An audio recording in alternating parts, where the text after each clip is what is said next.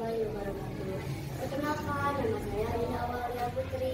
Saya kelas 4 dari STN Negeri Kampung. Saya akan membacakan hasil review yang pernah saya bacakan yang berjudul Perbasaru. Pada zaman dahulu kala di sebuah kerajaan yang sangat besar yang bernama Kerajaan Tangkan. Di sana ada seorang raja yang adil dan bijaksana yang bernama Prabu Tapak-Kawu. Dia mempunyai 2 orang putrinya yang sangat cantik jelita yang diberi nama Purbarara dan Adi Purbasari.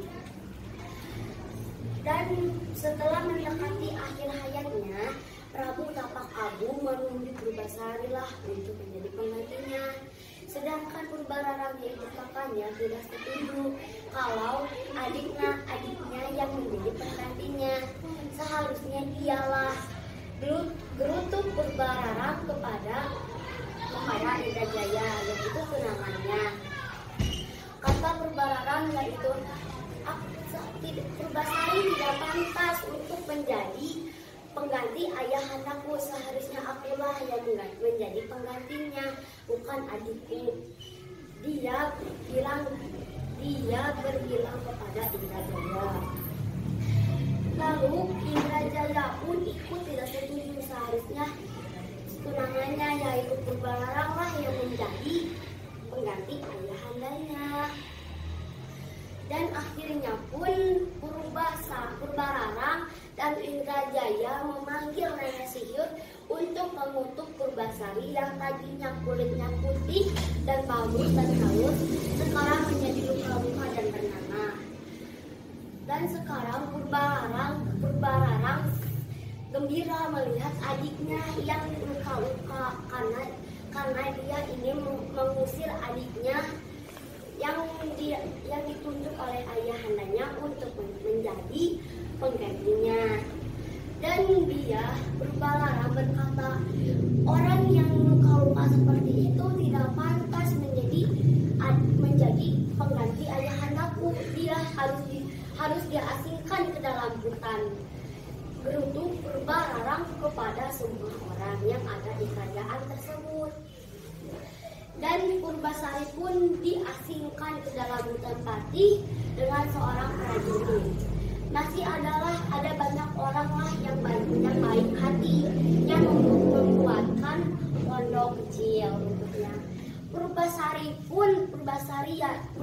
yaitu adiknya berteman dengan semua hewan, termasuk kera yang berburu hitam itu yang misterius. Setelah dia berteman dengan semua hewan di sana sekian lamanya, kera tersebut selalu memberikan buah-buahan dan bunga yang indah kepada Purbasari.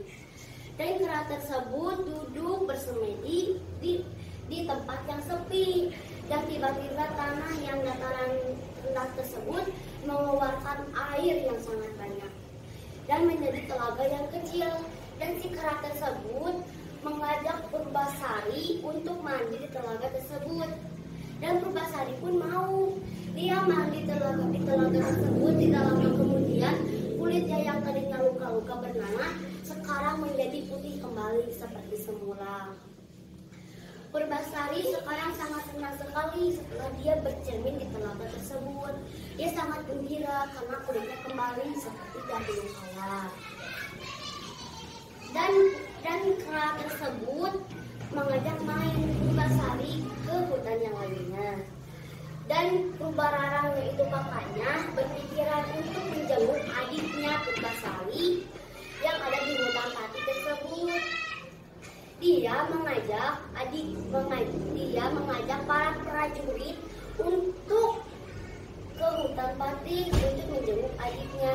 Dan tidak lama kemudian Purbarara yaitu kakaknya bertemu dengan Purbasari. Dia bertemu dan dia kaget.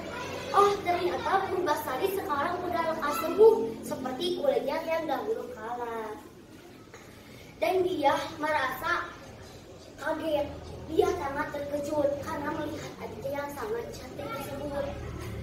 Dia tidak mau kalah lagi. Dia masih mau menantang adiknya Dia menantang adiknya untuk siapalah yang paling rambutnya panjang, dialah yang berhak menjadi pengganti ayahandanya. Dan ternyata pas sudah diukur, rambut Purbasari lebih panjang dibandingkan rambut Purbararang. Dia masih tidak mau kalah lagi. Dia mengadu ketampanan tunangannya beruntung Purbararang kepada Purbasari. Dan Purbasari semakin khawatir karena dia belum mempunyai tunangan. Dia belum mempunyai tunangan sama sekali. Dan kera yang ada di dekat Purbasari tersebut melonjak-lonjak tangan Purbasari untuk agar tetap tenang. Karena dia melihat muka Purbasari sangat khawatir. Dia menggerutu agar Purbasari tetap tenang. Dan karena kera tersebut melonjak-lonjak tangan Purbasari, Purbasari semakin sini semakin khawatir. Dan kakaknya Purbararang yang melihat adiknya Purbasari yang tangannya dilonjak-lonjak oleh kera tersebut, dia malah menjadikan ejekan kepada adiknya. Oh, jadi itu tunanganmu, gerutu Purbararang kepada Purbasari. Purbasari pun hanya bisa terdiam karena dia tidak bisa berkata apa-apapun. Dan tiba-tiba keajaiban pun datang.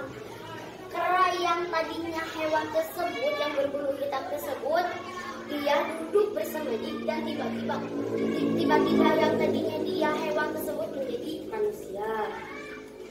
Dan dia menjadi manusia yang sangat tampan. Dan dia bilang kepada Purbasari, "Akulah pangeran, bukanlah kera hitam." Purbararang yang sangat kaget tersebut, dia masih tidak mau kalah. Dia terus memaksa adiknya untuk mengadu ketampanan tunangannya. Setelah ditampan-tampankan, ternyata pangeran tersebut lebih tampan dibandingkan Indrajaya, yaitu tunangan Purbararang. Itu lebih tampan. Purbasari pun sekarang tidak khawatir lagi karena sudah ada pangeran yang sekarang udah ada pangeran tunangannya. Dan pada suatu hari Purbararang pun masih kalah. Sekarang dia mengakui kesalahannya dan dia meminta maaf pada pangeran tersebut dan Purbasari. "Maafkan aku telah bersalah, aku tahu kesalahanku, tolong dimaafkan." Dan Purbasari memaafkan Purbararang, yaitu kakaknya yang sudah bersalah. Dan dia pun hidup bahagia dan kembali ke kerajaan bersama pangeran tersebut. Hikmahnya apa? Hikmahnya kita tidak boleh mempunyai rasa iri dan dengki kepada siapapun. Kita harus mengikuti contoh Purbasari, yaitu adiknya. Dia bisa memaafkan dan bisa mengajak kembali. Kita tidak boleh mengikuti sifat Purbararang yang mempunyai rasa iri dan dengki. Wassalam.